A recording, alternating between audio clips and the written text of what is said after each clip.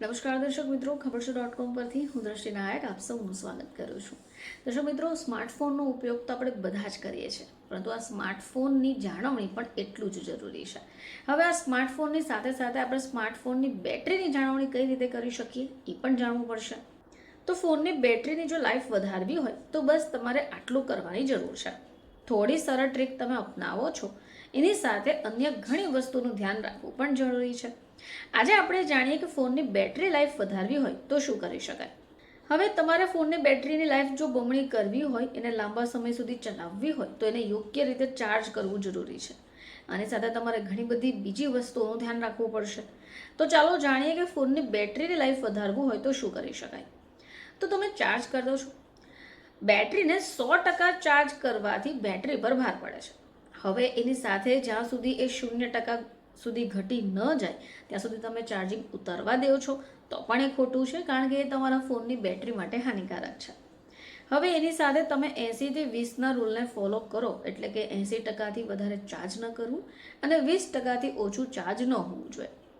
એ સિવાય power saving mode. મિત્રો, ફોનની બેટરી લાઈફ જો વધારવી હોય તો સૌથી અસરકારક રીતોમાંની એક છે તેને પાવર સેવિંગ મોડ પર સ્વિચ કરવી.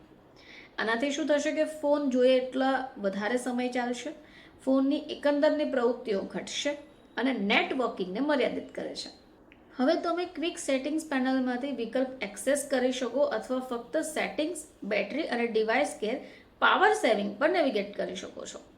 ચાલો વાત કરીએ આપણે એપ્લિકેશનની.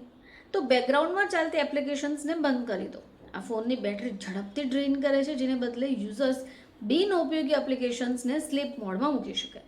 હવે તમે એપ્લિકેશન્સને સ્લીપ મોડમાં મૂકવાથી બિનઉપયોગી એપ્લિકેશન્સની બેટરી ડ્રેઇન કરતા અટકાવી શકાય છે. વધુમાં વ્યક્તિ નિયમિતપણે બેટરીના પાવરનો ઉપયોગ કરતી વખતે એપ્લિકેશનનું નિરીક્ષણ કરી શકે છે.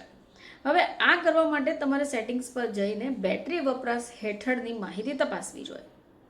હવે એ સિવાય સ્કિનની બ્રાઇટનેસને લઈને પણ આપણે ચર્ચા કરીએ. તો સ્કિનને વાંચી ન શકાય એવી બનાવ્યા વગર બેકલાઇટ શક્ય એટલી ઓછી રાખવી શ્રેષ્ઠ છે. મેન્યુઅલ સેટઅપ આ કરવાનો શ્રેષ્ઠ વિકલ્પ છે. ઓટોમેટિક બ્રાઇટનેસ સૌથી વ્યવહારુ વિકલ્પ રહેશે. તમે ધ્યાનમાં રાખો કે જો જરૂરી હોય તો બ્રાઇટનેસ રેન્જને મેન્યુઅલી પણ એડજસ્ટ કરી શકો છો. દર્શક મિત્રો, બસ આટલી સરળ ટ્રીક તમે અપનાવશો તો તમારા ફોનની બેટરી લાંબી ચાલશે. ફરીથી આપ સમક્ષ હાજર થઈશું, ત્યાં સુધી જોતા રહેજો ખબરશો.com.